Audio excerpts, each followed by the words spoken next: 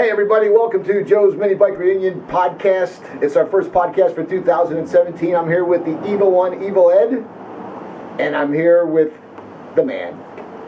Right? E-Man. How are you going to describe him? Mr. Minibike, Mr. Bonanza, Mr. Mini Moto. I call him the man. Dave Miller's. Dave's here with us in the garage tonight. Dave, welcome. Thank you. So folks, it's been a little while. SEMA show 2016. Ed and I visited you for a little while. And then we've been on a little bit of a hiatus until this weekend, Ed, where we all met up over at Max Swap Meet down in Norwalk. Yeah. Now, I've been to 1, 2, 3 Max Swap Meets. This is probably the best one. Yeah, it was pretty good. Yeah. Too bad it rained on the original day. So you had to... Yeah, it was the week before, right? Yeah. That's what that is? I thought it was a parole board. Well, he couldn't rent the porta potty that day. Well, when I went over there, that's the thing about Max that's cool, is you're going to see the usual suspects, right? So I show up there, you're there. Shit, you were there the day before, right? Yeah, I helped him set up. You're a good guy. You're Was it big? friend. Yeah, it was all right. Does he got a bunch more stuff? It's the same. I was there maybe 2 years ago. And It's the same. But you know what I noticed that was different is that many folks, myself included, they set up too. So Yeah, there was a lot of those guys. Yeah. Mac was walking around with his hand out. I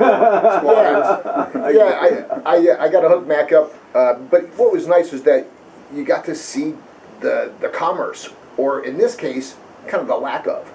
I've been talking about doing a swap meet, as you recall. Right. And I was talking to Ian and his dad, who were exhibiting at the swap meet, and they had a nice little area. They had a little something for everybody, right? Mm-hmm. Charles, I think, was there. MDB, he bought a pipe.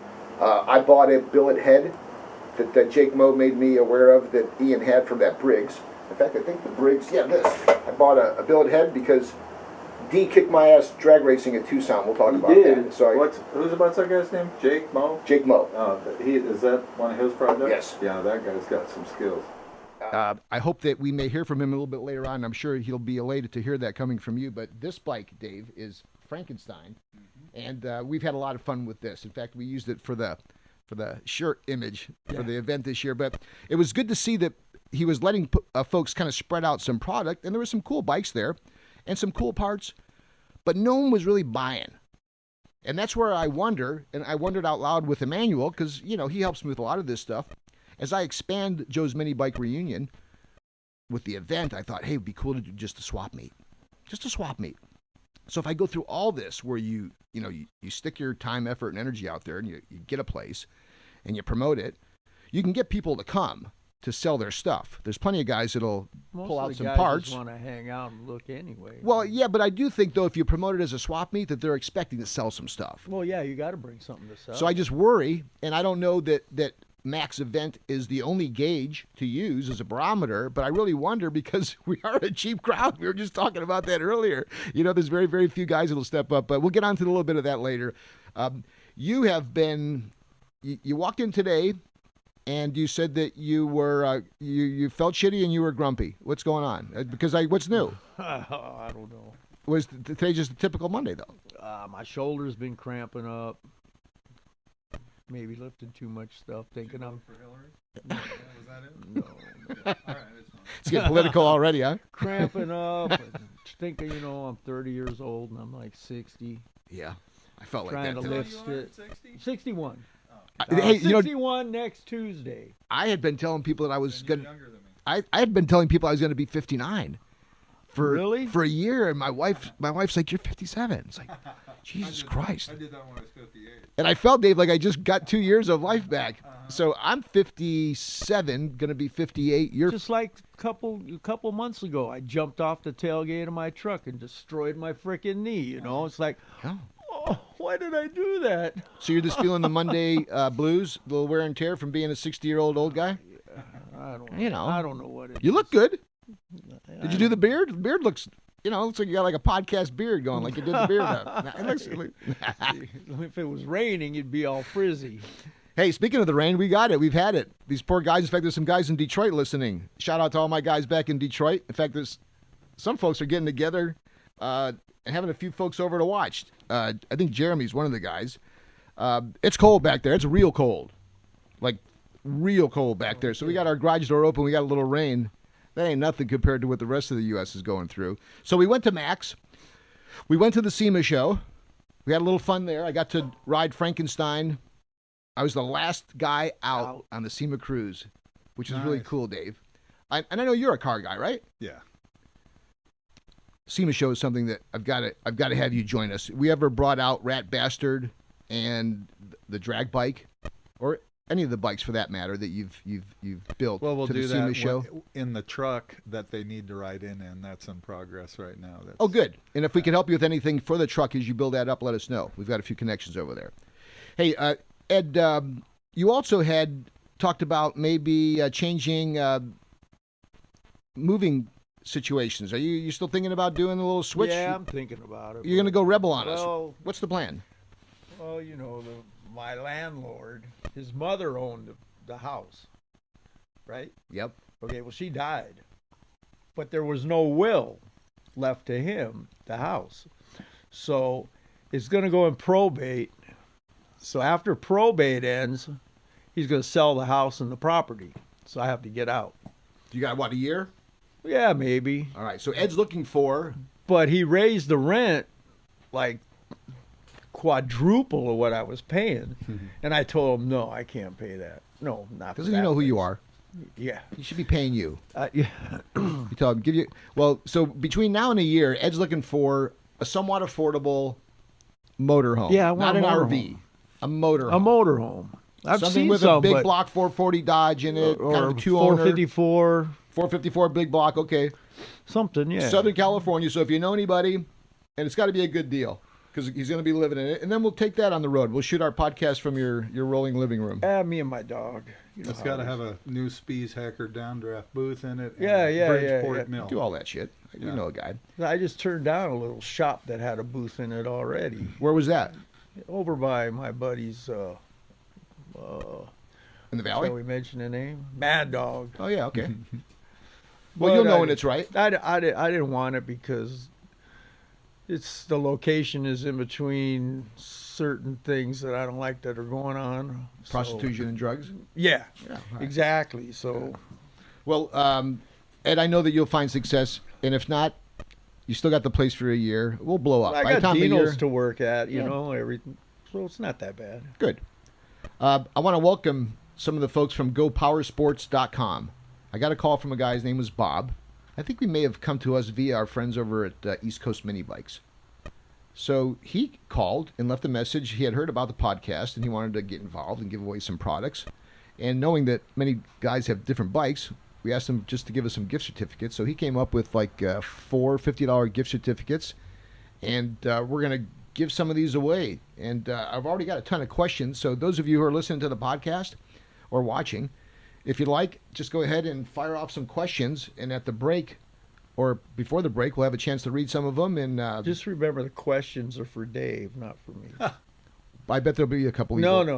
It's Hollywood Squares, man. Well, I know I could change that. I just give him a $50 certificate for questions for you. No. But really, and I'm sure many of you, because I've heard from many of you leading up to the podcast that Dave was going to be on, and I know that there's a lot of excitement, and actually that's why I'm kind of stalling a little bit to give you folks a chance to join us here on Facebook Live. Many guys like us, Ed, are old, and Facebook, it doesn't just come to them magically. So I said, ask your son or your kid or your neighbor's kid how to get to Facebook Live and go to Joe's Minibike Reunion, and I'm sure we only got half of them. So thanks for those of you who listened to the podcast last year. We did 13 episodes, I think. 13, I think. Yeah, thank you. You did a good job. In fact, many people like you more than me, and it's kind of pisses me off Ed because I'm the host. McMahon. But On the Ed on that McMahon. same token, I don't care. It's like, so thank you for a great year last year. And we've got a good year planned, kicking it off with Dave, which we'll get into momentarily. Our next podcast, and we'll give you the date for that. I think it's the first part of March. We're having the return of two guests that had been here before, both Charles Mini Drag Bike, Oh, shoot. along with Brian from F&D.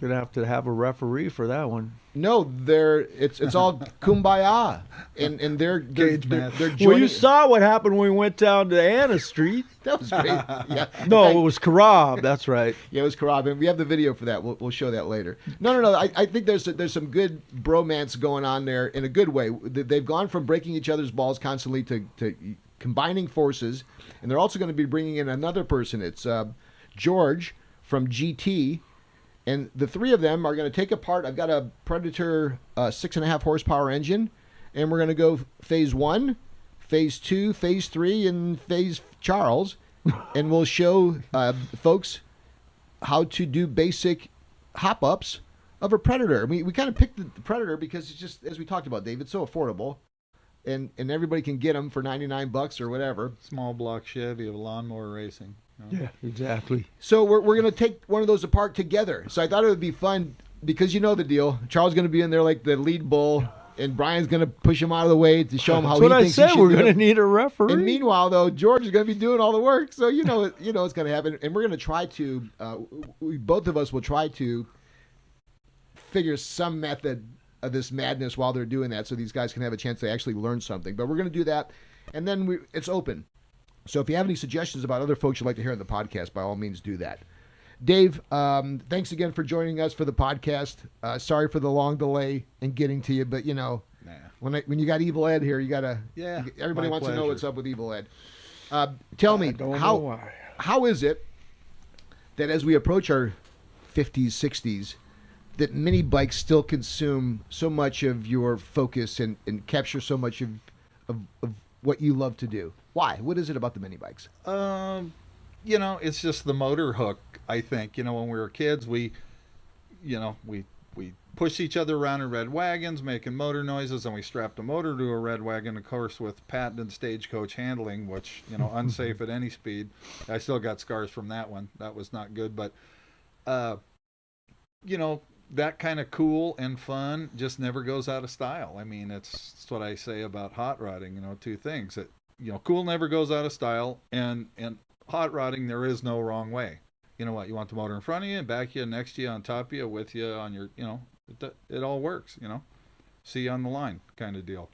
So if it's motorized, you know, somebody has asked me in the restaurant the other day, you know, about the Super Bowl, and I go, that's baseball, right? You know, and they go, what? And they go, you guys not, you know, stick and ball. I go, nah, if it don't have a spark plug in it, I don't care about it. Although that was pretty good, that last quarter, watching them guys come back from toilet down. You know, I swear it's actually kind of it's eerie. I was thinking about it, as I sometimes do, you know, some of the questions you want to ask your guests. And one of the interesting things about these podcasts, as I said, it's not like a written out interview. You kind of just wing it. And one of the easiest questions is, hey, you know, what did you do this weekend? Did you watch the Super Bowl? Right. But it's like, you know what? That's not a Dave Miller question about the Super Bowl. So it's funny that you bring that up. And I guess the thing about it is because you can do anything with the engine, and you can do anything with a build, it's not dated. So it continues to keep your interest, doesn't it? Yeah, and you can try stuff, whack job stuff. You know, what if I put this pipe 1 into 3? What if I make it 4-inch diameter? Does it, you know, everything has an effect. It's all combination stuff. You know, motors, we're old-time, long-time motor guys. We still build hundreds of two-stroke pipes with two-stroke pipe tuning, and that's the whole science. Few guys left that ever understood it, I think, or still do it, and we kind of do it daily. You know, and all motors are the same. You know, everything's a frequency and a pressure and a heat cycle, so that's what's bitching about a $98 6 horsepower, pretty damn efficient piece, overhead valve. You can field strip that thing in 5 minutes. You can grind the cam, and we've done this recently in the bench grinder. You know, you take some of the base circle off the thing, you know, put a lash cap on it. Now you got more lift. Yeah. You know, so it's just, they're fun. And then you go and run it again. You go, you know, pre-tachometer or speedometer, or now you got GPS on your phone. Look, it's a mile an hour faster. Sure. You know? Yeah. So it's, you know, you get instant results. It's instant gratification. You want instant gratification? Get yourself a $98 motor and a good set of files. And put the Speedo app on your iPhone, and you're good to go. Well, you know what? It's an alternative, too, because we always talk about the fact that mini bikes are cool because they're kind of affordable. You can get into them. Yeah. But you're also, like anything else, because they come from that 60s era, that 70s era, that muscle car era, there's that collectability. Right. And the folks that desired to have those mini bikes and those cars at the time, they're now at a point where they've got a few extra bucks and they want them. And it's screwing everything up because unlike the $99 6.5 horsepower Predator, folks remember these, the 4 horsepower Tecumsehs. And you get to a point where you get one like this, especially one that's been done with the talent of a guy like you and has nice accessories like this, but now you go from a $99 power plant to a $400, $500, $600. Filling out a credit app. Dave, the Kickstarter alone, someone was asking $400 or $500 bucks yeah. for. So in the spirit of mini biking, which is the affordability, it's nice to have access to those predators in a world where if this was our only way to go, and hold these. Whether it's the pull starter or the carburetor, if you've got any of these old engine parts, keep them because they're going up. I saw on Craigslist today, some guy had a Bonanza frame, no engine. $200, right? He's like, no, $900. Oh Christ! I saw one for You $200. can blame all that on me. All them prices tripled when I started selling stuff. $900 for a piece of junk. Well, you brought up Bonanza. You have obviously, if there's any single person or image that's been the face of Bonanza, at least as I've been a part of this hobby, it's been you. Talk a little bit about how you got into that Bonanza world, and what, if you could take us from your initial works there and up to what you're doing now, because I see that you still have, I think you could buy a Dave Miller custom Bonanza mini bike online I saw for like $9,000. So obviously there's a lot going on. Yeah, there's all level. Like I was saying, fill out a credit app at the door. We're probably some of the only guys that do that on a 40-year-old mini bike. And it's, museum piece or certain stuff that was very rare that we have a lot of background on. I just want to say, what we sell is Dave Miller Concepts parts.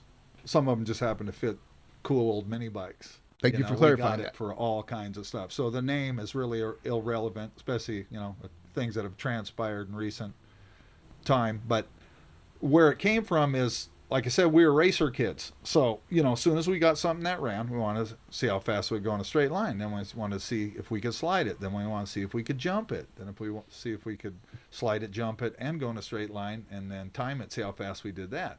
And when it missed a turn or the front wheel wouldn't stick, we started solving the problems.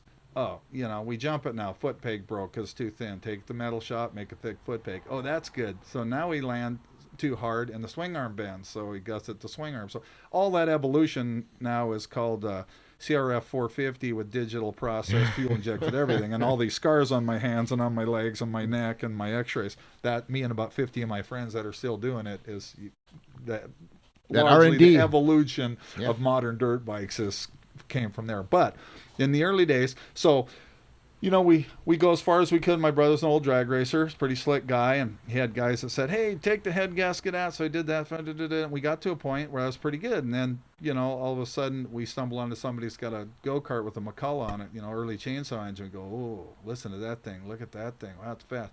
So we get one of those, I'm not saying how, and we bolt that on there, and we go, okay, this is a new deal. So now we're perfecting our craft, so to speak, at way higher rates of speed. Stuff's happening a lot faster, and we're getting pretty good at controlling it. So how fast were you guys going at that time, Dave? Because at the time, how old were you guys? I remember when I was 13, I was on the railroad tracks in Buena Park where the 5 and the 91 and all that crap crosses. Oh, yeah. And I know I was 13 because somebody left a D8 backhoe there and showed me you could pull a dipstick out and start the ignition with the dipstick. So we did that and ran away, and the next day we came back and it was running. And so we got in and started pushing on levers. Well, there were 70 trains come through there a day. They still do by my house, same tracks, a couple miles down, and I waited on 2 of those today. So we accidentally took out about 40 feet of track with this thing. When trains are gonna, so that was a big. I remember I was 13. Cops came. We saw the cops come and we ran. We were 5 miles away, hiding in a bush under a rug behind a car. And the cop goes, he's like this big. He goes, and we go back over there. He told us we got to come over there. So anyway, but on those railroad tracks, I remember, within a couple weeks of that, my buddy's brother had a funny kid, Clark Dingwall. Came funny name. Great came name. Came to 5th grade in the middle of the year. They put him right next to me. We looked at each other, and it was the weirdest thing. Recess in 10 minutes, went out, started talking to him. This kid, turns out, was born September 28th, 1955, 3:01 in the morning, the exact time as me and date. Wow. Yeah. And me and this guy were like this instantly. His brothers, I'm telling you, they were Bo and Luke Duke. They'd move here from Kentucky. Their dad ran the longshoreman, big old drunk dude, gnarly guy. And these guys, a good-looking kid with Cougar XR7 with wheel well headers. And I mean, these guys were cool. Yeah. But he had a Bonanza 1100, right, spring front, rigid rear. Yep. 820 West Bend on it. Oh. So he was cool. That kid. He joined the Coast Guard or something. So the weekends he was gone, we got that, and I got these forearms from pulling it, and breaking ropes and figuring out that finally we got that thing running. When it was 65 mile an hour speed limit, right next to the 91 freeway, I could sit on the railroad tracks, watch like a Corvette guy come and go. He knew what I was up to, no helmet or nothing. Nail the thing when he's about 50 feet, already going 65. I'd hear him jump on it and leave him. So these things went over 70. An evil wheeling sideways, fast. I mean, no helmets. You said it, just shorts like you showed up today. No one wore a helmet. Which I can't. Today I don't test in my parking lot with that. I don't like the noise. I don't like the wind. Thank you for that. My hair. No, I the gear is everything. But at Elsinore TT in 1972, in my Bonanza McCullough, with slip clutch, dual alcohol carburetors, the good 6 cubic inch engine with the tuned cart pipe, the short one for the long straightaway uphill thing. CHP dude brought the first, it was like the first cell phone. It was the first radar. Oh, yeah, it was about as big as this table. Luggage? And he goes, man, if they knew I had this, I would be so in jail. Because his buddy was a John Sprague guy who had a Rickman Westlake Triumph that was unreal fast. And this was a 700-foot straightaway that went up and over, all clay, the best TT track ever. Awesome Saturday night under the lights. And he was timing everybody. Sprague was the fastest at 78 on that Rickman over the top. Yeah, that's Next badass. guy was my high school buddy, Stevie Hines. This good-looking surf cat with a K&N Champion 250 DT1 on Blendzall Gold Label Nitro, bad MF. He was a pro. He was 74. Ooh. My McCullough Bonanza, I was next ahead of all the 125 Pro Trick Yamahas, Green Street Kawasaki's at 72 miles an hour. Oh. How did you stop those bikes, Dave? What did you use for well, brakes? We used to say, the brakes were off. so bad, you'd push down so far to get the thing to work that your toe would drag on the ground. That's what actually stopped you. Yeah. But what we did is we had a bunch of cool stuff. We're hanging around the go-kart track, so we knew about, or the go-kart shop, it was about Orange County Kart, grew up there, a guy, Nick Adams, genius to this day. First tuned exhaust guy, had power valve McCullough engines, water-cooled McCullough engines. I'm talking about 60s. Serious. Yeah, this guy had it down. Sure. And wouldn't tell me this is how it works. He would make me think it. He goes, so if this funnel goes like this on the pipe, and you're feeling this, and you change it to this, and now you're feeling that, what do you think's going on in there? Taught me how to read a degree wheel, what open and what close, and now what's going on. Now where's the rod? Where's the leverage angle of the crank when the piston is this far from the pressure cycle before the exhaust? All this theory stuff. Guys ask me today, I want to build motors like you. I want to make pipes like you. I go, here's what you got to do. I don't care if you want to do your chick like me. You have to understand the parts, all of them. What does what? Temperatures, frictions, why this thing's this long, not this long, why the bearings have 8 balls in them, not 10. Then you can start, it's you got to know the parts. Everyone says, oh, my buddy ported the cylinder, but I need you to make a pipe. Did he send a print? Well, no, he doesn't know nothing about pipes. Well, then he don't know nothing about cylinders.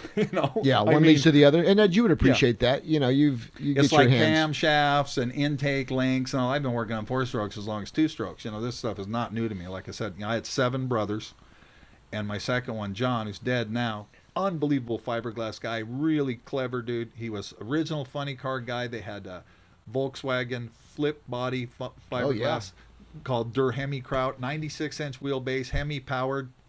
Something else people don't know about me. When I was 16, he worked at a speed shop, and they wanted me. They saw me ride my mini bike around out back by the railroad tracks, and the guy goes, "We need that dude to drive." That guy's got balls. Put him in a car. Dragster. So I had my, I did the quarter pass, half pass, 3/4 pass on a junior fuel nitro dragster, injected small block.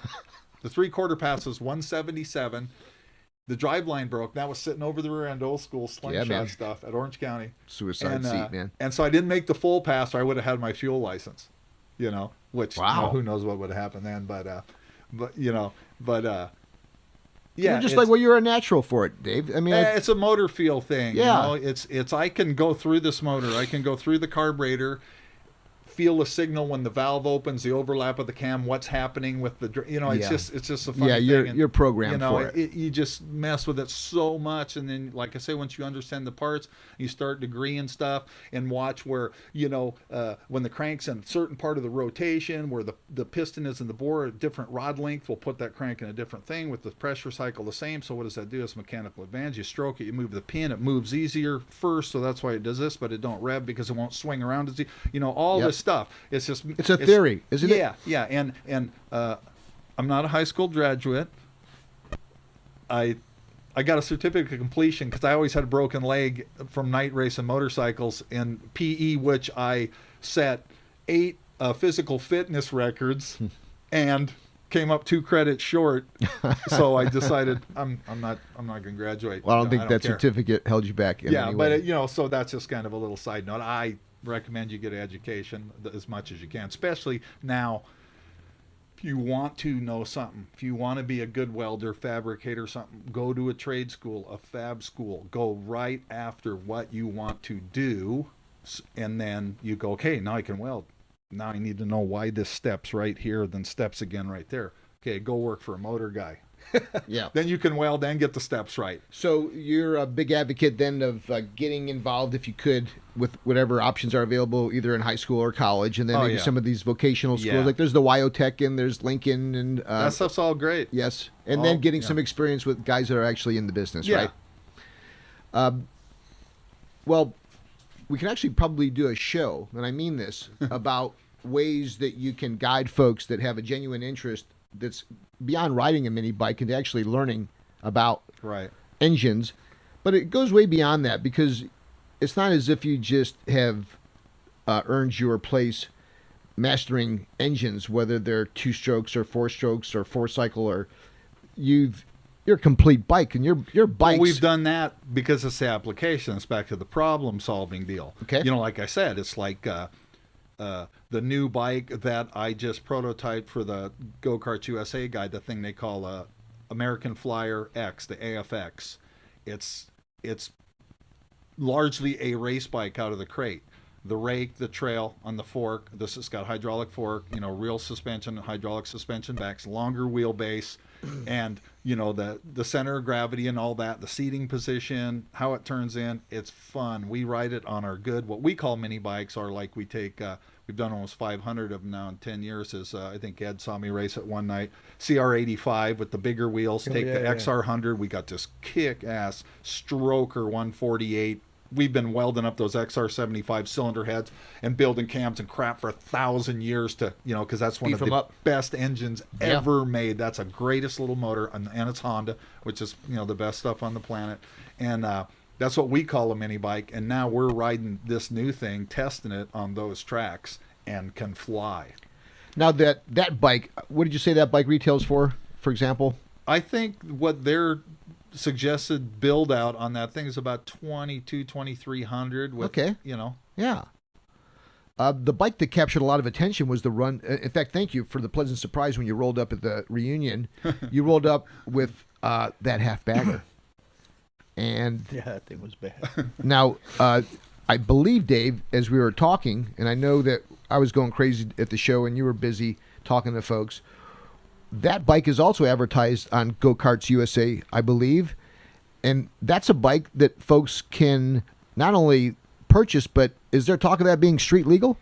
It depends on where you're at. There's definitely ways of street legal of it, because two things. Can you talk a little bit about the bike first, the bike, and then maybe talk about the ability to maybe get that thing street legal? Yeah, actually, I just rode it this weekend. My buddy who has 1,100 bikes that has bought a lot of mini bike stuff. Brad Boyle Motorsports had a big shindig down there. Did you say 1,100? Yeah, yeah. It's got 3 6,500 square foot buildings stuffed. I mean, they're bolted to the walls. You walking through them like this. He's got every mini bike, everything ever made. He's got a pretty good selection.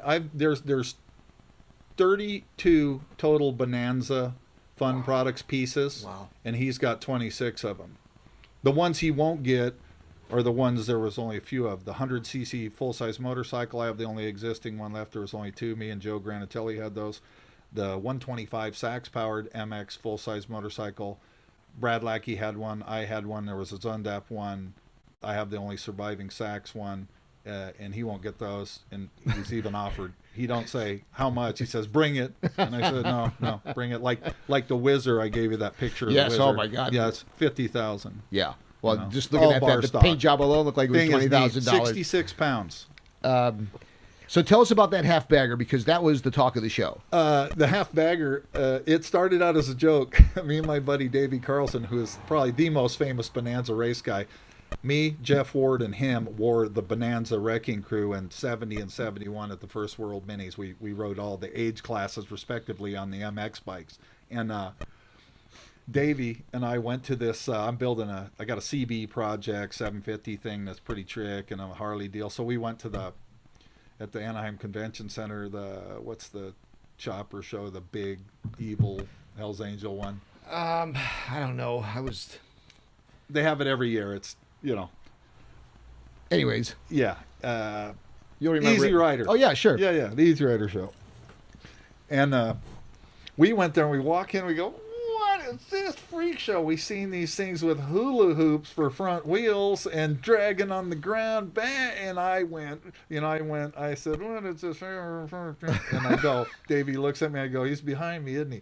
There's like a 350-pound chain wallet Mexican, that owned this thing. This guy, I started talking to him, and he realized I wasn't a total white boy. I knew some stuff. And he said he had $80,000 in the paint. Wow. It had like skulls, millions of skulls. Yeah, I mean, 3D and coming out at you. Yeah. But anyway, so we went, I went That's to one back end to of the it, right? shop. And this is Dave Javu, I call it.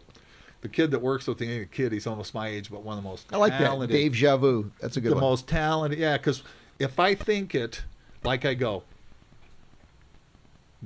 we need a Hodaka. We need a Hodaka motor for this thing. Because you feel By it, the right? end of the day, They'll have 7 it. or 10 of them, just guys drive up.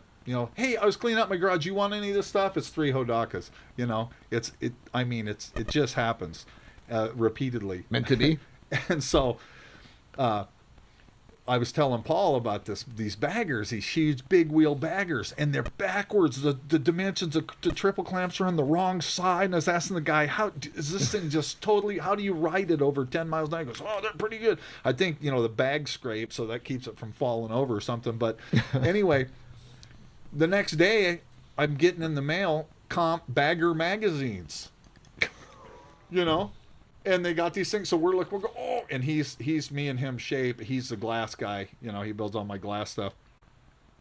Oh my God. And he's a whiz shaper, and he's an artist, and famous guy, Kenny Youngblood. You've heard of him. Oh, sure. I've got a nice Paul grew drawing up that he with did for Kenny. me. Kenny's a personal friend of mine. Yeah.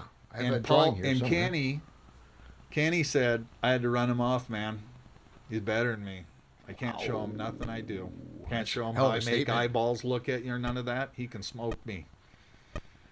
So anyway, Paul, and he's just, oh, shucks, That kind talented of a guy, huh, Dave? Yeah, and he's a great guy, and we have a lot of fun. But anyway, he goes, I go, what do you think? It's great. So he got some foam outside. By the end of the day, we had cardboarded up one of these things, and we took the little badass frame that Go Karts USA sells as a kit. Love that. And I chopped the front off it and just tacked some square tube in the neck. I said, about here, the forks. I went online. The next day I had a 17-inch Tomos moped wheel just to mock it with. Oh, there you go. Yeah, our 17? real one has the Top Fuel $1 million Yeah. Tony Schumacher wheel on it. So we got that's how we do it. Right Now size. we can, it's what shoot from the hip fab, man. We just Nice. get the MIG gun out, start cutting and tacking, and then we'll jig it later and square it all up. If it looks like good, we'll make it real. So, and by the end of the week, he had kitty litter mold. We had a set of bags, full front fender, lower fairing tank, all stretched seat. That thing was neat, man. And we're Fun going, doing it, too. It's I can just look at the look and on your it had face. just the Predator motor in it. Okay. Actually, The 6.5 horsepower? yeah, not the Predator, had what Al sells, what he calls his a. Okay. The Blueprint or whatever. He's got his own brand. He's gonna kill me for not knowing it right. Oh, we'll offhand. remember. Al, we're talking about Go Kart USA, guys. If Yeah. you haven't had a chance to check them out, you've heard us mention that there were some bikes that Dave had designed that are available for sale, but there's a variety of other bikes up there. In fact, it's a supermarket of Yeah. parts up there. Yeah. I knew is it the Go Kart USA that always had those little small ads everywhere when you were a kid? Oh, See, I told him, I go, Al, you need to work on this, man. It looks like a ransom note. You know, I don't know what it just, you know, it's, you start in one thing and then it takes off and the bigger lettering and different pictures and then you find it again over here. He's got so much stuff. He has everything. He is, that's why I use the word super market or super store. It seems like he's got a bunch, and it's a challenge to put everything. If you got a burger and fry menu, that's one thing. But if you've got a pretty deep menu like he does, that website is it's a task. But it's fun to go through it because I was amazed. There's even a section on that site where it's like Ask Dave, where folks get a chance to. That's what he said. I didn't know that, but I saw it. Yeah. Oh, okay. I was looking through there one day. Go, hey, I want to ask this guy something. I go, hey, he's got the same email as me. Yeah, looks a little bit like me. Gee, the silhouette. Speaking of that, Jeremy Williams from Detroit. Hey, Jeremy, thanks for the time. He wants to ask the man, Dave, what is the favorite bike that you own, and what bike do you wish you could own now if you could find it? So what bike in your current stable is your favorite, and is there a bike out there that you don't have your mitts on that you've always wanted or that has eluded you? Those are a couple good questions. Thanks, Jeremy. In fact, Jeremy, as a result, we're going to give you our first $50 gift certificate from our friends at GoPowerSports.com. It's a $50 coupon. It's redeemable within 12 months. I'll make a little note with you offline, and we'll get that out to you. So congratulations, and thanks again to Go Power Sports. Which one is your favorite in the current stable, Dave? Well, I don't own a lot of them. You know, I build a lot of them, and they're all sold usually about 2 seconds after they start. So yeah, I found out. Yeah, but probably the half bagger right now, and that's on eBay right now, and it's got like 1,500 views in 3 days and 70 watchers or something insane. What do you think that half bagger will go for?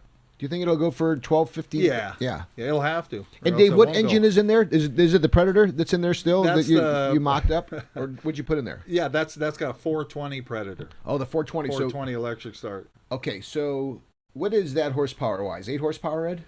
The 420? No, they rate him at I think 16, but the thing has 16? like thing has like 20 foot-pounds, and then with an intake and an exhaust pipe. Yeah. I mean, it jumps up. Yeah, so I just got this. What is this, Ed? That's that V-twin, 670 cc. Oh, yeah, it's the V-twin, the big one. So what I didn't bring up is that when I went to Mac's yard sale, there's another guy that pops up intermittently. His name is Temecula Bob. So this is like that's the guy who used to build those taco-looking mini bikes with the bearing steering head and stuff. Yeah, and he still builds bikes. What, Ed? I'm sorry. This is probably like between 30 horsepower. Well, the main I think 20, 40 horsepower. 30 because to it 40? doesn't rev. So right. You got to look at the foot-pounds. Right. Yeah. And what is that?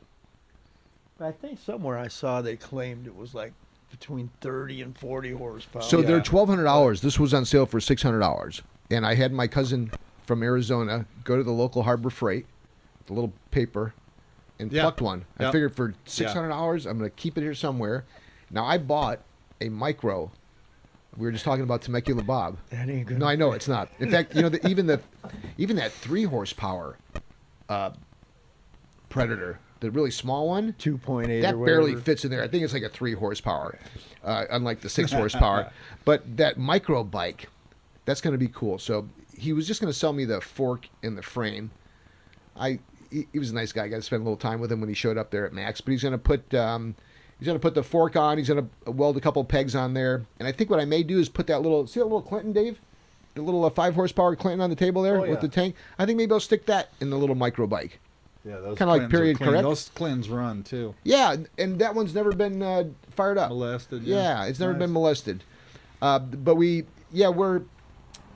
that half bagger was cool. I loved the bikes that when you first came out to the show, you bought. I think wasn't that the first 100-mile or 100 horsepower bike that showed Bonanza up. Dragster. Yeah, the Bonanza Dragster, and then Rat Bastard, which was at that time, because we're on our 5th year. 5 years ago, suede paint, fat white walls, red enamel, suicide brakes. He fucking rolls up with Rat Bastard. Yeah, that never goes out of style. Oh, that bike. And you were recently at that, was it the Steve McQueen event? Yeah, Tell us about that. Where was that event? I know it was SoCal, That's right? at the Steve McQueen's ex-home, which is the boys' camp you know, for Wayward Boys. Yeah, exactly. He put a lot of dough into that, and it's in Chino. It's a neat program. I went all through there, took the tour with my friend Brad Boyle that has all those bikes. He donates a lot. He's bought nice. a lot of Steve's stuff. How cool for doing that, Brad. Yeah. Shout out to you, yeah, he's Brad a good Boyle. guy. Nice. Good. And he that was there. And here, let me tell you a funny story. Where is about it? That. Where's the place? Chino. Yeah, okay. Chino It's not Hills. too far. Yeah. The Porsche Club of America was invited for that day to have their annual thing too. So there was 914.6s, 962Cs, you know, every 930, 952. Millions of dollars of Porsches in the I parking know lot. I've had a lot of good Porsche stuff, and I know you have too. We're Porsche guys. Yep. But I left early. Both bikes are owned by Brad Boyle. And he said that best of show, the judges wanted to give it to that rat bastard. But they couldn't say and it? the Porsche guy came over and says, if you do that, if you don't give it to this, or this. There was a doctor there, Newport doctor, that had what appeared to be a 962C. And I know what those cars are because my buddy Jim Busby, that last drove Porsche GP cars, he sold Speedway stuff. And He knows. Me and him, we drove down Laguna Canyon Road in the thing where in a Porsche 962. So you know. Yeah, flat 12. Oh, man. Turbocharged, not What a fast sound. at all. What a sound. Oh my God. And so they go, okay, yeah. But Brad still got the trophy. They gave another one. They pried a plate off. They pried the plate off the one they gave the guy. It didn't say best of show. It just said number 1 and put it on the other trophy, and Brad got it like a week later. Well, just knowing that story is better than having the friggin' trophy when you think about it. And I was questioning this doctor guy. He was standing around like he made the thing, and I started looking at it, and it was a clone. It was a streetable fake clone. It had the big fan on top. I had all the right stuff. I know exactly what, and I was looking at, I go, that frame should be all beat in there where them headers go through, because Buzz was showing me when he got the brand new 962Cs, he goes, check this out. There wasn't clearance for the forward tubes on the 12-cylinder.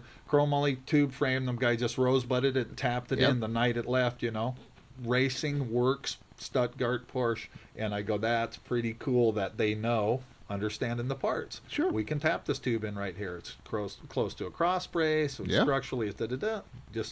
Just warm it and do a little at a time, so you can work it in. No stress riser. And the rat bastard beat out a $2.5 million car. So that's pretty good day's work. Yeah, it reminds me of a story. I was working with, at the time, I think it was Peterson Publishing Company, Motor Trend magazine. And I'll make it a quick story as we take our way towards our first break. It was the Vipers party. It was a VIP party at the Indianapolis 500, and they invited the new owners of the new Dodge Vipers that had just been made available. And when they first rolled out, like the Ford GT, they went to people that had more money than they knew what to do with. Many of them didn't know anything about cars, but all of a sudden they had a brand new Viper. And when they were invited by Dodge to show up at Indianapolis for a black tie dinner, they came in droves. And they rolled up in gowns and tuxedos and the tops down, and these Vipers were meticulous, and they parked them on the grass, because at the infield of the Daytona or the Indianapolis 500, there's a golf course adjacent to it. Mm-hmm. So they parked on the grass like they do at the Rose Bowl. Well, about 2 hours into it, started to pour like a bastard. And all these owners were inside this fancy dinner where all their new Vipers were parked outside in the grass, many of them with their tops down. And we sat there in our suite watching the escapades as it started to pour, and these people started to pour out. They had no idea. They were worried about getting their shoes dirty, let alone how to get the top down. And we just watched and laughed like poor people do, watching rich people have a tough time. Hey, we're going to take a quick little break. Thanks for being a part of Joe's Minibike Reunion podcast, our first one for 2017. We're here talking with Dave Miller and Evil Ed. We're going to take some questions. If you haven't had a chance yet to submit a question, go ahead like Jeremy did and win a $50 gift certificate from the folks at GoPowersports.com. I want to thank my sponsors from CRC Industries, Pioneer Car Audio, and obviously my friends at Roadkill. Speaking of, we went to the Roadkill Zip Tie Drags this past month, and we'll tell you a little bit about what went on there when we get back from the break. Go grab a beer wherever else you grab, and we'll see you in a few.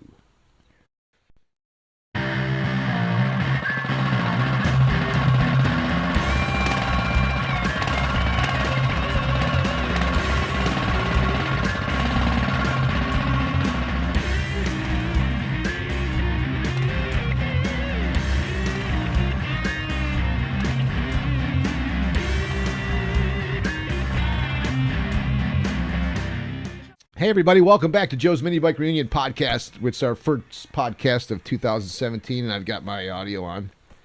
You know, we really are newbies. Look at this, Ed. I got to turn on the volume and everything. As we were talking in between the breaks, if you're the host, are you supposed to talk? When you're the guest, depending on who the guest is, they too are supposed to talk. So you wonder where the co-host fits in the middle of all these talking dynamics. And Ed, I'd mentioned to you that I had a comment that was brought up during the break by someone who was loving it. He felt like he was you, sitting in, listening in on a conversation with Dave, and that was cool. So many of these times you're bombarded with... I listened to a Joe Rogan podcast, which is one of my favorites. The Joe Rogan Experience is probably one of the coolest podcasts out there. And he's, I think, number 4 on the top 100 now. But he'll do it where he'll get like him and a guest, and then Eddie Bravo, and then Brendan Schwab, and like 5 guys, all amped up. They all do whatever they do. They get high, they drink on the podcast, and there's like 5 people trying to talk at once, and it's kind of cool, but at some points it's overload. So you fit in nice. Plus you're laid back anyways, Ed. It's not your style to be. But I knew you were excited when we were going to have him on. Oh, yeah. Because you, like everybody else, just knew the Dave Miller stories, and you've actually had a chance to like be a part of the scene. You know, you're a SoCal guy. He's a SoCal guy. Oh yeah, we both like Bonanza. Oh, Ed's a fabbing homeboy. I mean, he's just... I just a garage guy, backyarder, man. What did you know about Evil Ed, Dave? I just met those guys on the way back from a drop-off trip.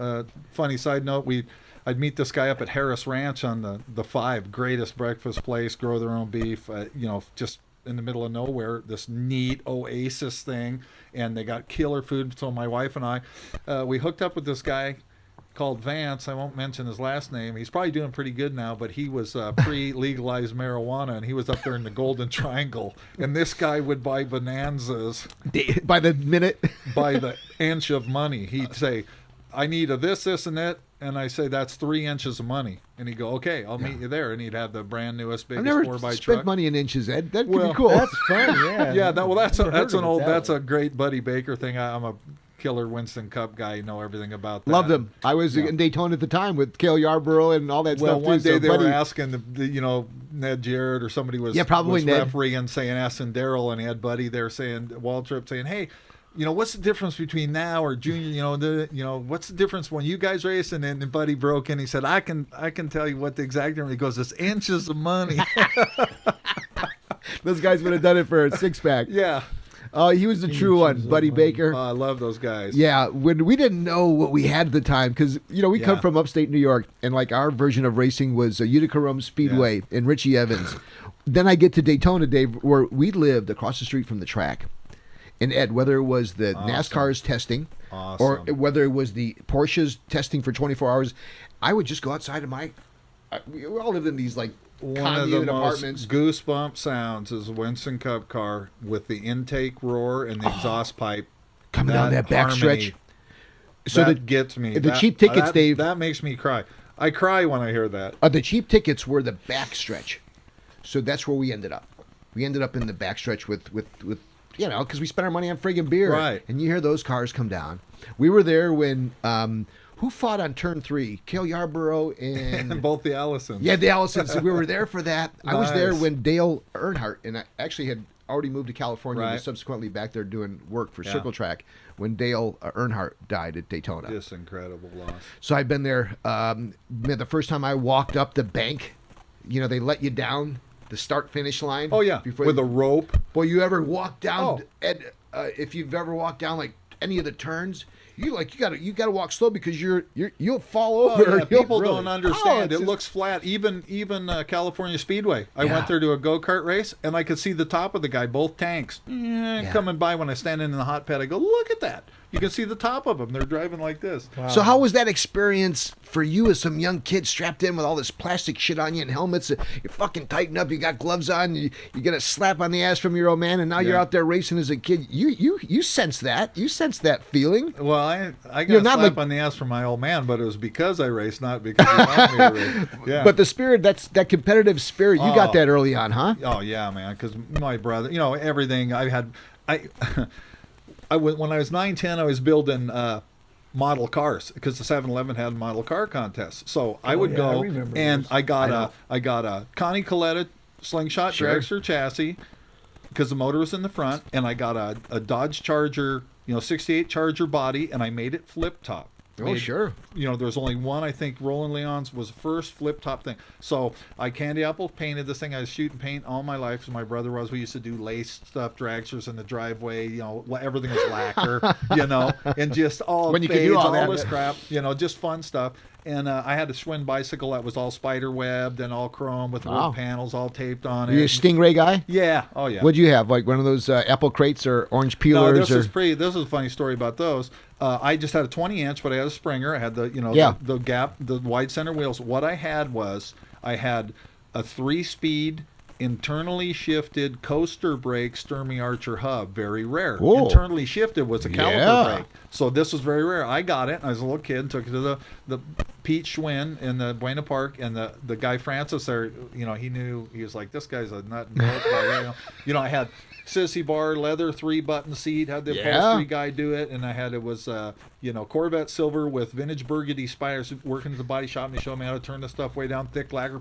Was that pre Minibike or during the same time? Same time. That was pre-serious Minibike. We were already screwing with any kind of go-kart, wooden, any kind of, because it was the bikes and the wooden go karts. Had mini bikes like Free Holy kind of things with no pegs. You just stood on them with the old 2 Ratfink looking Briggses, the Briggses, and no brakes and backwards handlebars.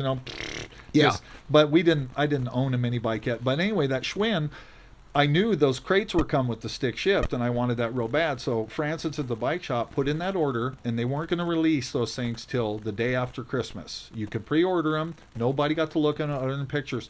Well, on Friday, they shipped my stick shift, and I had it on Christmas, and it was a mistake. It wasn't supposed to come till the bikes came, so I had stick shift before anybody on the planet. Right. Yeah. So I was really cool. Well, there's an example. Yeah. I saw a apple peeler.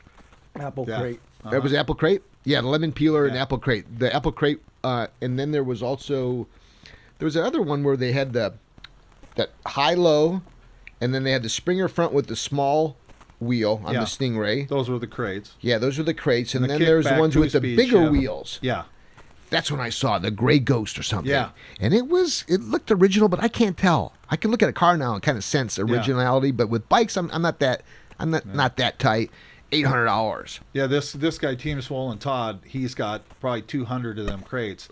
I got a cherry stock, perfect slick, 0 mile, little bit of patina sitting in my shop. I borrowed from him because we wanted to splash a quick scab mold off the 20-inch rear fender to be able to make the bagger front fender out of the half bagger.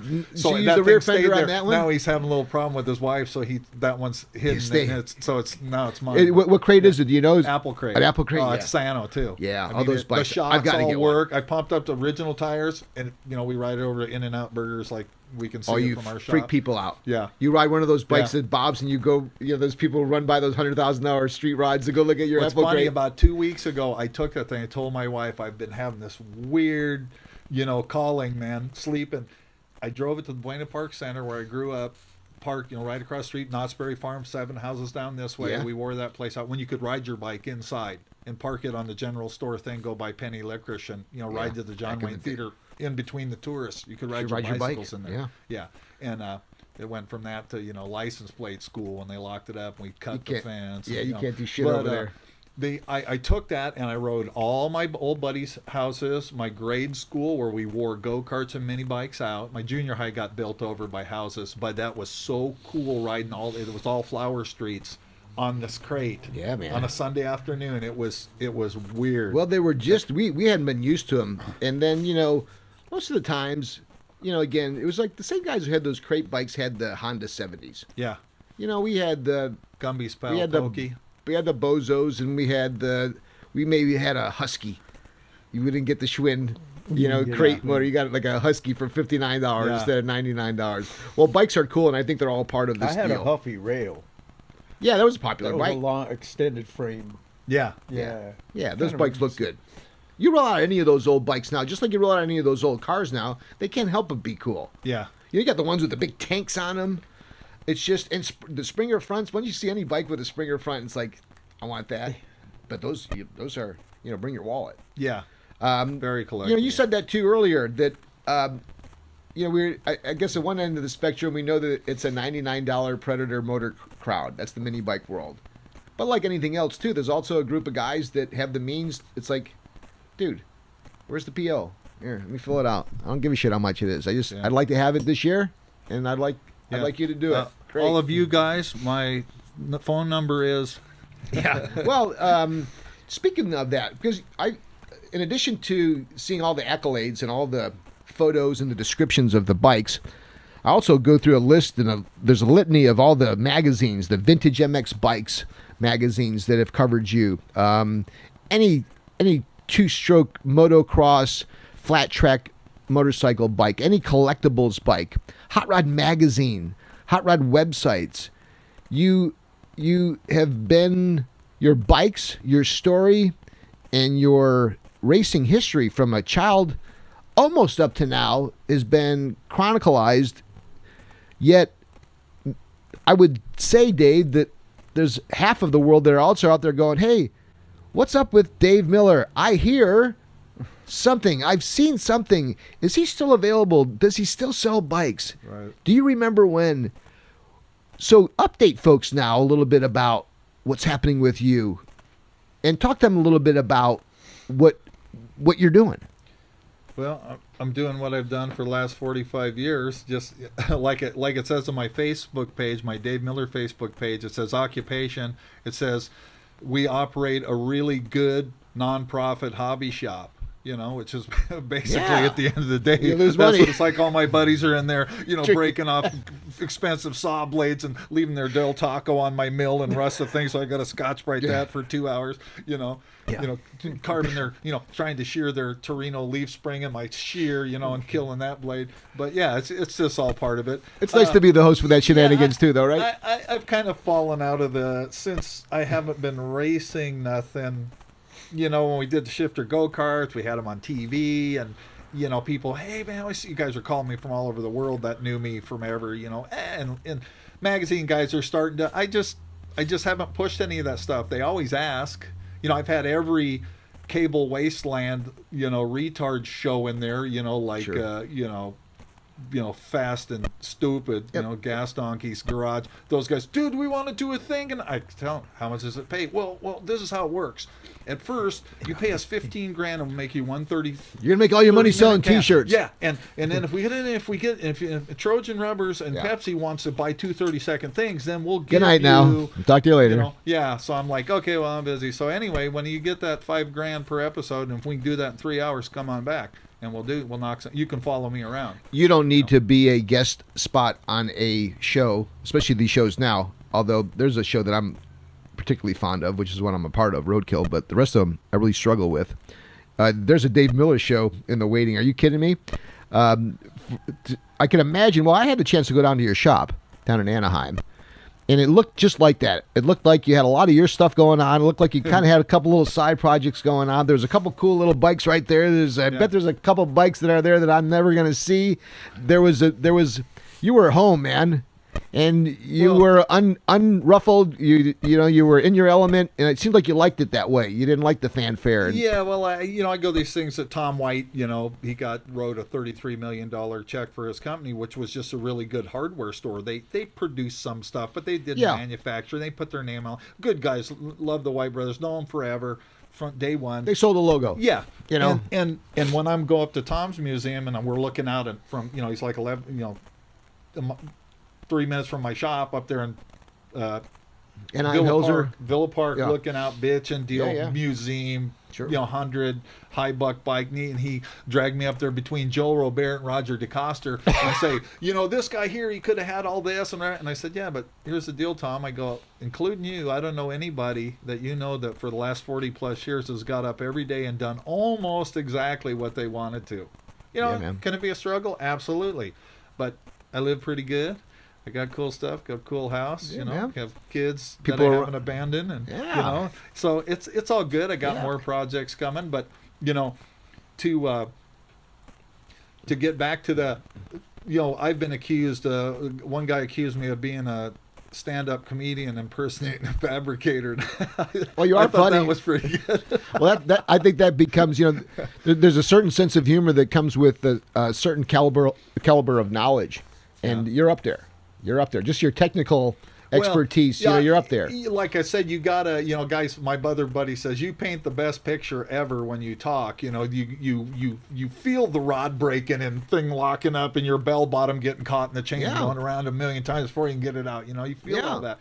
And that's just the experience part of it. Well, I knew that, and I knew that's why you'd be such a great guest on the show, because you're passionate, and I think all of us that take that extra step to do something outside of the box, you have to have that. Right. And I have that that feeling that you'd never ever give up what you have, no matter how big the bag of money or the opportunity was. Factory that Yeah. Kawasaki. I did work at Kawasaki for 6 months, but I was going to build my titanium speedway bike, and my buddy says, we got a kick-ass. He worked there, my other old racing buddy.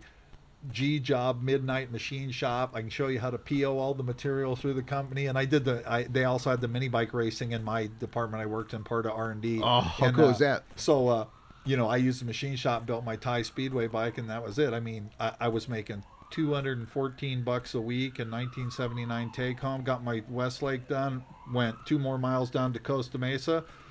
Won a 5-lap heat, a 5-lap semi, and a 5-lap main. And handed me a check for $38,000. Bam. And I thought, then? that's better. Yeah. Wow. Yeah. No, there. Well, that gave you your independence too, right, Dave? I mean, because with those checks gave you a little bit of like, you know what?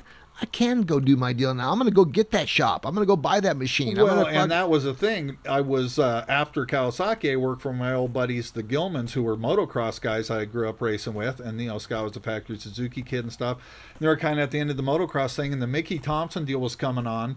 And, so they got off-road cars. Sure. And they had all kinds of wrong, right? Again, back to the problem solving, the over travel stops wouldn't hit line, bend the tubes and this and that, and this would bust and bend and wouldn't shift because the thing had 12 shift points, knuckles in the thing.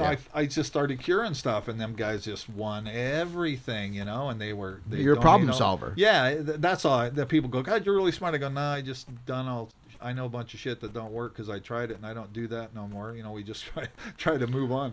Dave, who was if you had to point to someone that may have gotten you on this path, who was it? You mentioned an engine builder was going through some things and not giving you all the answers, but helping you along. Was there couple key people. Probably first and foremost, my second brother. I'm the fifth. John was the second, the hot rod guy. Okay. He had like 70 different cars at my mom's house in Buena Park. He ran the cylinder head shop at a big auto, when they still bored and honed and hot tank. When you rebuilt your engine instead of buying another car? And we did all, 40 olds Coupe with 406 cab, 56 Ford with 392 Chrysler. I'd be going down the street. I was little, and he'd just leave a list. I was the diver. I'd come home. He'd say, "Hey, get everything up to center out because we're going to pull the motor, get the headers off, get all the water out, get the drive shaft out, get the clutch out, get the transmission out, and we're going to get the hood off." And I mean, so he must have known that you had.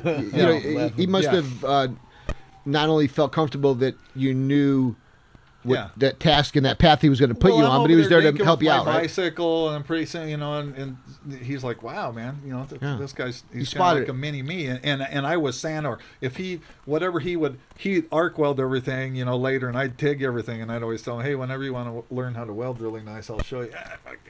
But he built. So he was probably. Would you point to him? I think it was like I was the same DNA, obviously. You know what I mean? But it was like maybe an apprentice to him for a little while. I had somebody to hang with right in my garage. There was projects. There was all this junk. I mean, I was sawing on bicycles and learning how to wheelie and make my own wheelie bar and do all this stuff. And him and his buddies had the front ends off of stuff and putting straight axles in them and da. So I would hold, cut, or weld, or grind, or clean, or give it to Dave. He'll do it. Yeah. What if you didn't get into mini bikes? What would you think you'd be doing? What if none of this two-wheel wonder? Rock and roll band. So music, huh? Yeah, because my oldest brother, Tom, the one I looked the most like, he's professor of music, just retired, Victorville, good Christian guy. That was the other thing, we're always supposed to be in church. That's I always say this, since my true story, like I told the Hot Rod Magazine guys, I was 2-time world, 3-time national mini bike champion when I was 15 and my dad thought I was in church in Garden Grove.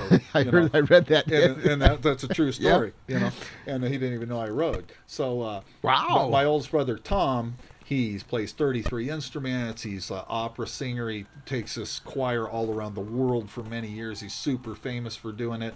And the guy came through with the 120 key accordion one Saturday and strapped on me in about 2 minutes. So I started taking lessons, and I was like in the adult class immediately. I knew 4 more songs each week than them, and I could just do it. So the Miller boys had that gene then. Yeah, every other one. I got a killer violin playing brother, killer trumpet playing brother, killer trombone playing brother. You know, interesting piano. stuff. Yeah, interesting yeah, stuff. I thought that cool. My mom was a good musician, you know, on piano, organ, and all that. Yeah, there's a Emmanuel has it. You know, he's into music, and you either have that gene in you or you don't. I think it's similar to the ability to enjoy a car and drive it, and the ability to break it down and work on it.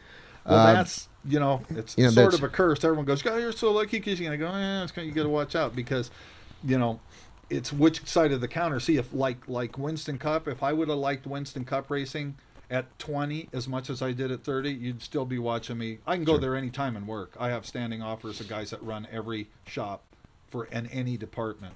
When I went to 3 months before Earnhardt, be living like a king in Charlotte, North Carolina, or somewhere down there. But the weather's so bad, you know. You know, everything else is bitching, but you can take vacations wherever you want. And like Childress, he wanted to hire me on the spot. I brought this motion base that I keep a current provisional patent on, because it's going to happen eventually. Now I got people in places. It's a shock absorbing frame that your seat work rides in, and I took it to Childress 3 months before Earnhardt died from this exact cause. Right? Everybody talked about the Hans device. That's all they talked about after that, right?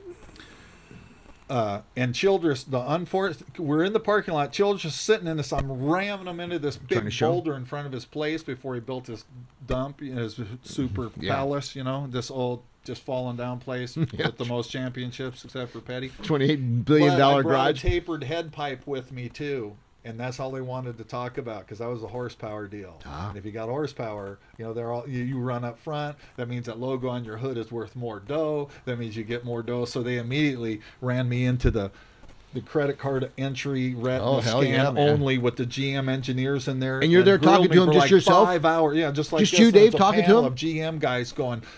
So what do you? And then pretty soon we got paper out. We're sketching cam lobes, and we're just you with all those guys. Yeah. So Childress says, here's the deal. My buddy Scotty Miller, who now, he ran Waltrip's whole deal. I grew up racing with him on McCullough Minibikes, Garden Grove kid. That's the church I lied about being in. With Scotty. First guy. Funny story. First race I ever went to, my buddies had McCullough Minibikes. They got 125, so I got their stuff and got the package together I wanted to race. They would never let me ride them because I was always faster than them instantly. Could wheelie them farther, slide them, go faster, tune them keeping better, you in the garage. They're keeping you working on their bikes. Yeah, okay, well, you know, you can come with us, but we might let you ride it once. I'd wait all day with my gear on, then I could go one time, and I already knew I'm going to hit this turn like this, I'm going to jerk it up in the wheelie coming out, then I'm going to make, I knew all the things I wanted to try on it. So the guy is going to give me a ride to the race because I don't got a ride, and I'm 15, and it's a paper plate deal, and he's telling me the whole way, try and stay out of these guys' way. There's really fast guys there, like Jeff Ward and this Ward Wessel's guy, and this guy called Davey Carlson, and you'll just be an idiot, and you'll be stupid and stuff. So just move over and practice and stuff. Well, I went out there and I set fast time, won the trophy dash, had Carlson and Jeff Ward starting my first race ever, and smoked them and set a track record. Come off the track. He's gone. He leaves me there at Saddleback Park. Welcome to the world of being a champion. Pulled in, I go, park right there. That guy has a McCullough. I saw this kind of fab frame. This guy had a neat McCullough with dual carburetors. So you were attracted to it, huh? Well, I just said, he had electric starter and stuff. My battery is kind of low, so I thought, gotta get to know this guy. Spin me, So anyway, we go in, and they're messing with the thing and can't get it to start. And it's puke and fuel. I go, hey, the needle seat's stuck. That's not a gravity feed setup. And he goes, well, we don't. So I go, got a screwdriver, took the back off his car and got the shit out of it, reset the thing, got started. And he's like, cool. Guy's name was Scott and Scotty Miller. First guys I ever met racing got my name. And now they're big with Childress, anyway, right? They give me a ride home. Well, Scotty Miller was Earnhardt's crew chief when he won Daytona 500. Ah, okay. He was building all the shock stuff, and they moved him to crew chief. Then when Cal Wells got the thing, with Ricky Craven, Scotty was the crew chief for Cal and Craven's only win. Then when Waltrip, Michael opened his big deal, which Michael was like 2% of it. He was just the clown. The British guy had all the dough, huge money. Scotty ran that thing till it tanked. Well, now NASCAR hired him. He's the top cop. And he's worked with all them guys. So like at last year's Daytona, they all hate him now. All his best buddies, because he goes, eccentrics in the trailing arm. He knows. Listen to this. When Gibbs was smoking everybody, Kyle Busch on car could pick the throttle up in the middle of the thing, and it sounded flat and would just drive under Jimmy Johnson and stuff. I texted Scotty, go, what is going on with these Toyotas? Gotta be traction control, because since they got ECUs, I said, Scotty told me at Waltrips that Toyota got their own satellite, so under yellows, they could tell the box to drop cylinders and save fuel. No shit. Freaking satellite, dude. Toyota, to win a bowling trophy. No, you know what I mean? What's going on? Win on here? Sunday, sell on Monday, baby. Unreal. So anyway, and so he goes, no way traction control. You got to have a wheel speed sensor. All this. We're totally on that. And he said what they're doing is Toyota got involved at the factory level. In Japan, they built a whole department. They got these, like, what they call a 7-post lift that you strap the chassis through and they push on it. It simulates load and see where it bends and tweaks and loads the wheels. Well, they got a 15-post digital 500 boy engineers on this thing, right? And they got this tubing with tapered guts and all this crap so the thing has more yaw on it and you can get in the gas and it grips and doesn't shove the front wheel. All this crap. So anyway, it's funny, though. They busted us right after I did that because of some stuff I said. They went and they confiscated some cars and they found some more stuff. And I thought my wife laughed. She goes, you got to text him, man. You know something's going on with those things. But anyway. He may be missing his calling, don't you think, Ed? Yeah. Well, that's what I said. I was at Childress's and we're talking about this tapered head pipe, which I built a set of headers and I got them as cool, and I got the Childress box. They went back and forth. They made a full set of tapered 1-degree taper, 31 inches for Mandana, fit all the tubes, built a jig off their parts, 4-into-1 merges, and they dynoed them and they used them in Daytona testing. And Scotty told me that they used them in that race he won.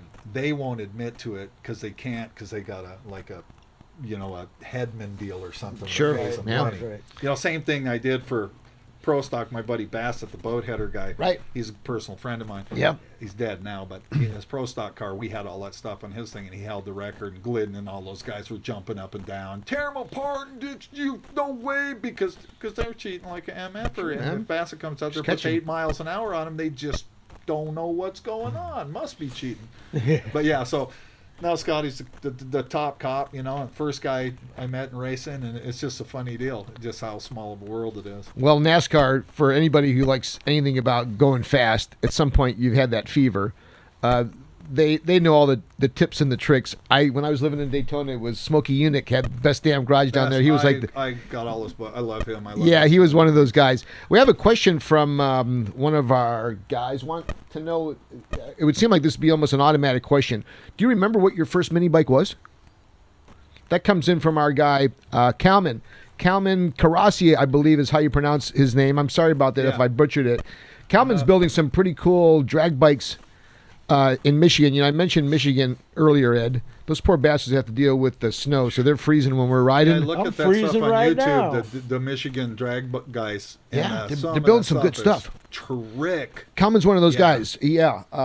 He was curious. Do you remember what your first mini bike was, Dave? Yeah, I do. I did a swap. There was this family called the Jockses, Hank Jocks and Rick Jocks. And these guys lived behind our grade school and never came to school. They had like a single mom, and these guys just smoked cigarettes and had a Bonanza mini bike from U-Drive go-karts and rode it all day right outside the school where we could see, and they were supposed to be in our school. And it was neat because I had one of those Azusa chrome teardrop tanks. You had to squish the frame in. To get it the in. dealer would squish it in the vise and then mount it. And it was a BC 1300 HS40 shock fender, the full center peg. Yeah. And I just, I remember. And the mom got pissed at him and beat the thing with a hammer on the rear hoops and a bunch of stuff. And it blew up and caved in. And I forgot how, I think I traded him a bicycle, but I got that. And that was actually the first mini bike I owned. I remember. What color was it? What color was the bike? Do you remember? It was a blue frame, Okay. Yeah. chrome, Great. Go Power Yeah, yeah. wheels, and it had that chrome teardrop tank. It was cool. And Yeah, man. They took the stock seat and cut it and had it re-sewed shorter with only like 5 pleats in it to fit on And the Dave, that tank. would have been the 4 horsepower. HS40, man. Yeah, those yeah, are yeah. rockets. Yeah, right I there. love those motors. What is it about those motors that you like? How high they rev. They're the backwards carburetor ones. With the carburetor on this side, there's something about the swirl in the combustion chamber. They just make more power. They also throw the rod on the ground if you run them no governor for very long. These things make power. What about the 5 horsepower Tecumsehs? The Fat 5? Yeah. What a torquer. Just, put the smallest rear sprocket on it you can and tie the governor off, and those things fly. Flathead Briggs?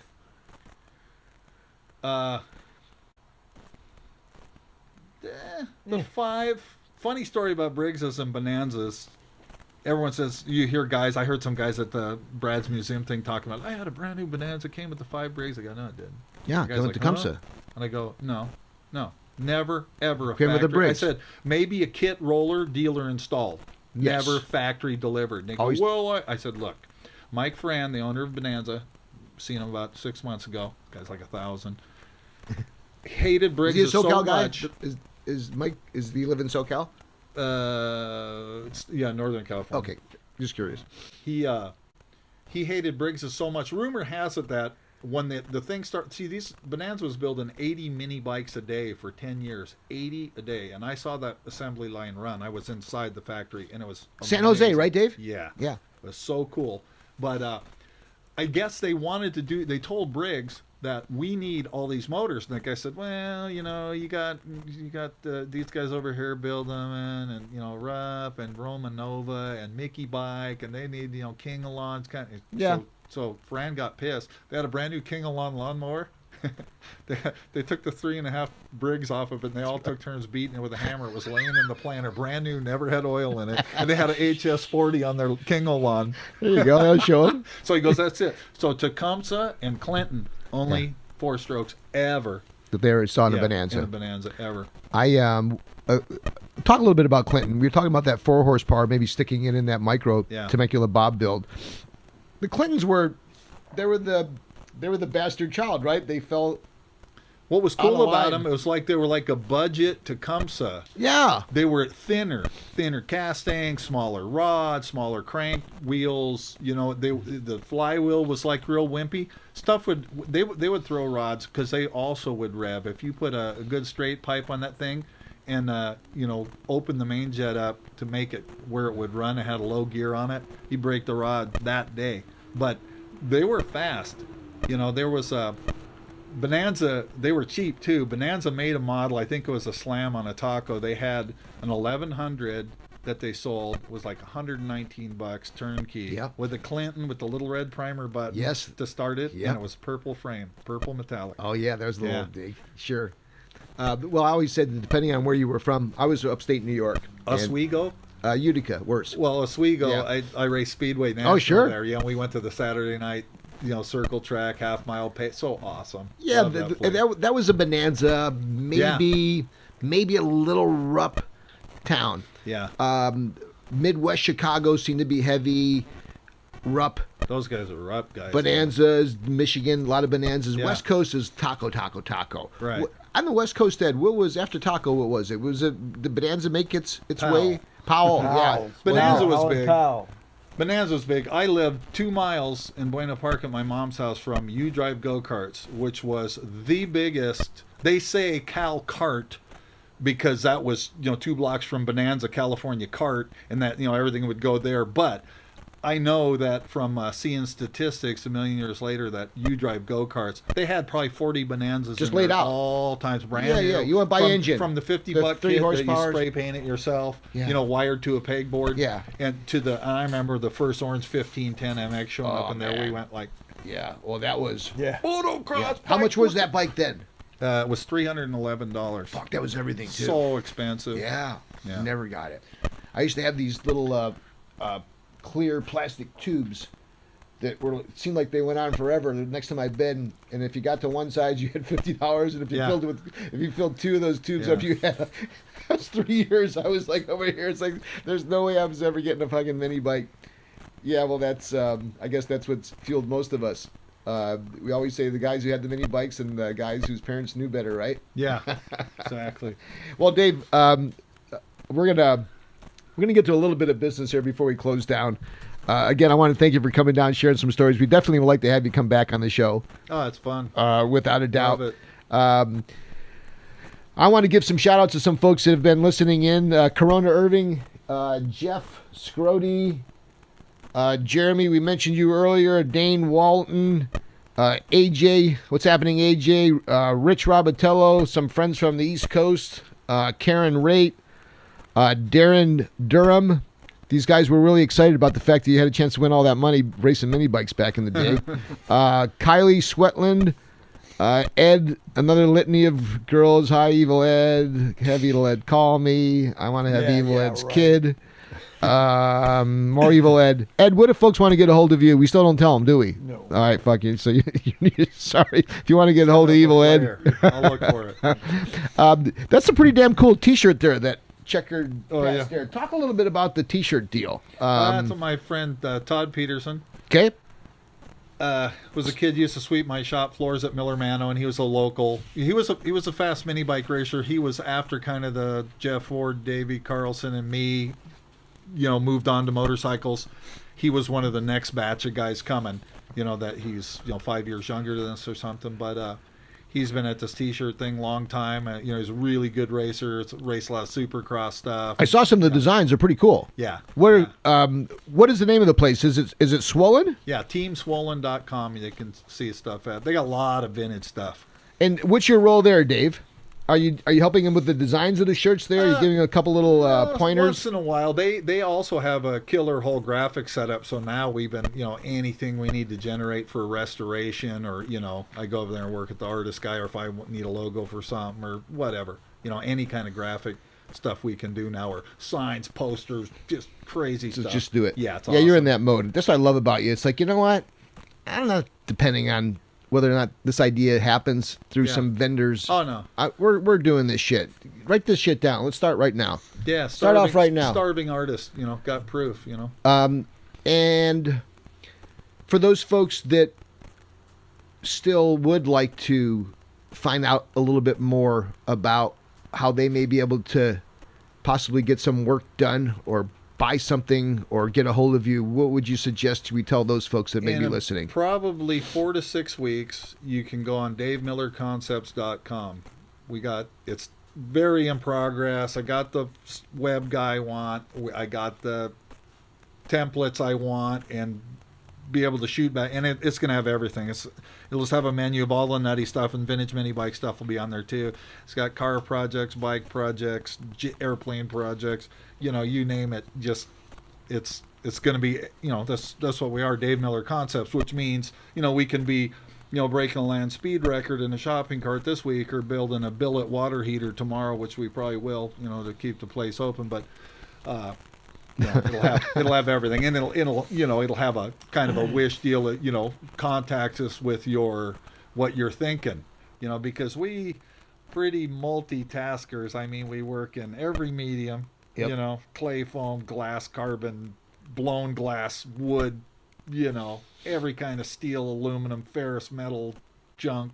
We understand it. We got machines to do it. And if we don't, we got a good buddy 2 feet away that does. So there's almost nothing we can't consider. That's a hell of a statement. Yeah. And it's fun. Like I say, we got some high buck SEMA dudes that have all these cars, managed cars for guys like Joe Amato's Mercury and stuff, sitting next door in the shop I used to have when we had more space.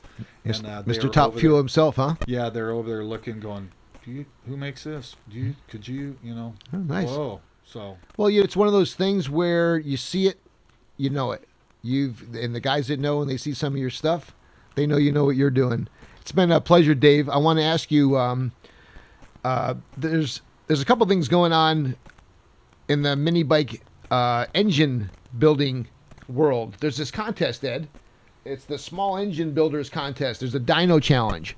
Oh, yeah, I saw that. And everybody has an opportunity, I guess, to submit their engine by November. So you've got more than enough time to get it done. So a lot of people say, well, I don't have time. So at this point, they've announced the top 10 folks These are the first 10 guys that were committed to the competition. I think that there still may be time. It's called the Small Engine Builders Dyno Challenge. The top 10 guys, as I understand them, are number 1, well, as you can imagine, Charles Mosley. Number 2, Barry Young. Number 3, Brian Franquez from F&B. Solo, street name. Yeah, if you want to fill in the street names, Ed, because I'm going to say like Timothy Phillips, and his name's going to be like Skunk Brother. Jason Rankin, Billy Lindsay, Luke McGee, George or Jorge Hernandez. That one always gives me trouble, especially with the mini bikers. There's a lot of Jorges, and I'm going with the fucking George thing, and it ain't working. Mike Clements, there's a name. Charles talks about him a lot. Tyler Watts. I guess stand up and be counted. If you think you build the baddest engine out there, there's still 10 months for you to get your ass dialed into this competition. What's the criteria? Is everyone got to start out the same? Well, I'm sure that there's a ton of criteria, like all good competitions. I don't know too much about that. You can go online to Small Engine Builders Dyno Challenge. It's on Facebook. I think it's 6.5 words. Yeah, I'll see if I can put a link up, Dave, to give these guys some information. Gases? I mean, there's a lot to it. Yeah. There's a lot to it. I don't never race against guys that I sell to. That's bad. There's specs that you adhere to, and you send your motor in. Yeah. But I wanted to bring that up because I think it's a pretty decent little accolade to have that. And there's 10 guys there that are already signed up to show their skills. And if that's something that you think you'd like to be a part of, do it.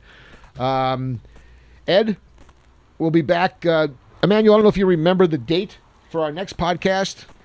It's going to include, again, Charles Mini Drag Bike, Brian Franquez, and Solo. Yeah, thank you for that again. And then Jorge from GT. We're March 1st, right here on Joe's Minibike Reunion Facebook Live page.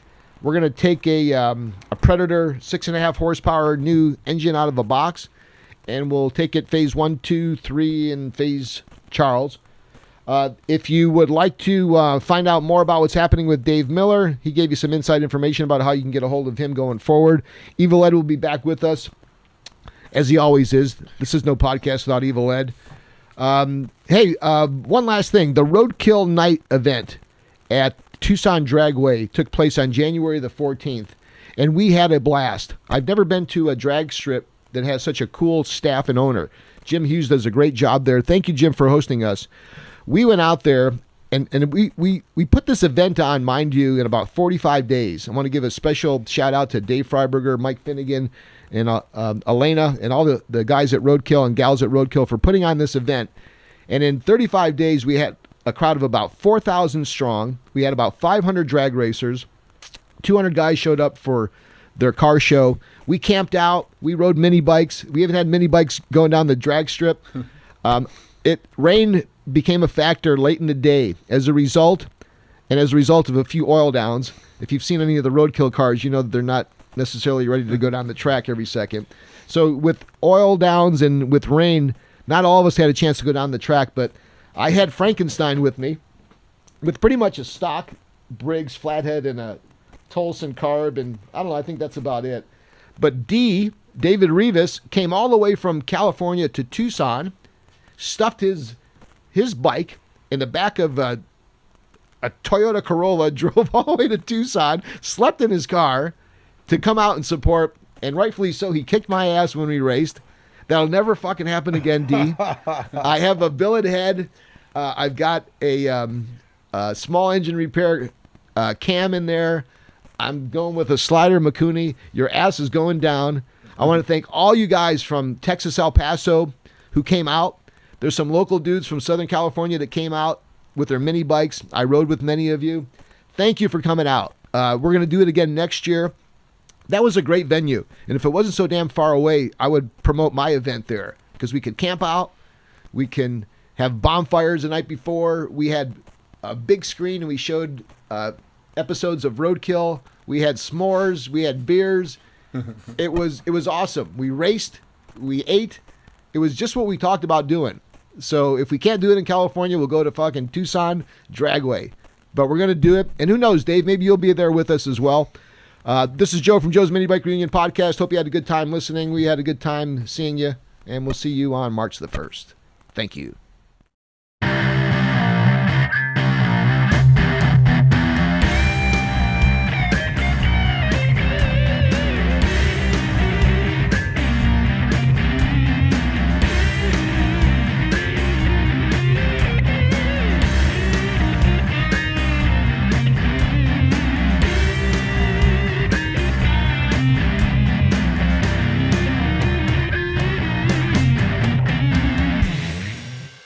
Joe's Minibike Show.